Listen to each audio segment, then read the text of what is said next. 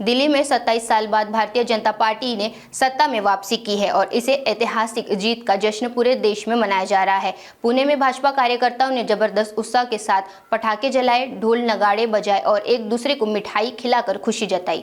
खरं तर आपणा सर्वांना माहित आहे, देशाचे पंतप्रधान आदरणीय नरेंद्र मोदीजी यांच्या नेतृत्वामध्ये संपूर्ण देशभरामध्ये प्रत्येक क्षेत्रामध्ये ज्या पद्धतीने नरेंद्र मोदीजींच्या नेतृत्वामध्ये देश पुढे जाताना तुम्हाला आम्हाला सर्वांना दिसतोय, त्यामुळे सामान्य जनतेमध्ये एक अतिशय पॉझिटिव्ह असं वातावरण हे संपूर्ण देशामध्ये आहे।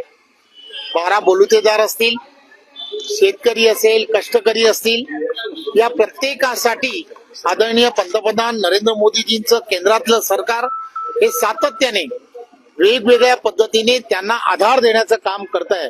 याची पूर्णच्या पूर्ण देशभरामधील असणाऱ्या नागरिकांना कल्पना आलेली आहे आणि त्यामुळे कितीही नेरेटिव्ह विरोधकांनी सेट केला तरी सुद्धा संपूर्ण देशभरामध्ये नागरिकांच्या आता ते लक्षात आलंय।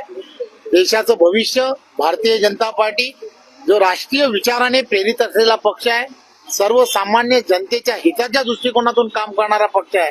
त्यामुळे दिल्लीमध्ये 27 वर्षानंतर आज चांगलं आणि एक यश हे भारतीय जनता पार्टीला मिळालं। सिसोदिया यांचा देखील पराभव झाला, उपमुख्यमंत्री होते, आपला दारू घोटाळा भोवला असं वाटतंय।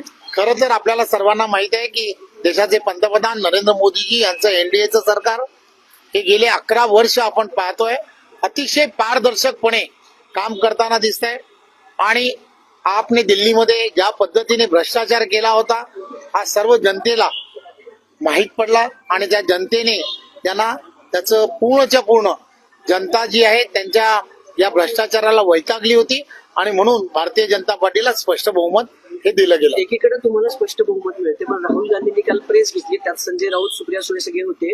त्यांनी मतदान टक्का जो वाढला 5 वर्षात 35 लाख आणि अवघ्या 6 महिन्यात 36 लाख मतदाता वाढले, बोगस मतदान झाल्याचा आरोप केलाय त्यांनी। खरं तर आपण सर्वजण यांच्या प्रतिक्रिया ज्यावेळेला घेता तेव्हा एक गोष्ट लक्षात घेतली पाहिजे, सर्व आपल्यासारखे सर्व मीडिया आणि सर्व पोल्स सगळे सांगत होते, एक्झिट पोल सांगत होते की भारतीय जनता पार्टीला स्पष्ट बहुमत मिळणार आहे। म्हणूनच काल त्यांनी ती प्रेस घेतली आणि त्या प्रेसमध्ये अशा पद्धतीचा कुठेतरी काहीतरी कोणावर तरी खापर फुटलं पाहिजे म्हणून काहीतरी स्टेटमेंट कराव्यात म्हणून त्या काही स्टेटमेंट केल्या आहेत, त्याच्याकडे आपण दुर्लक्ष करावं असं मला वाटतं।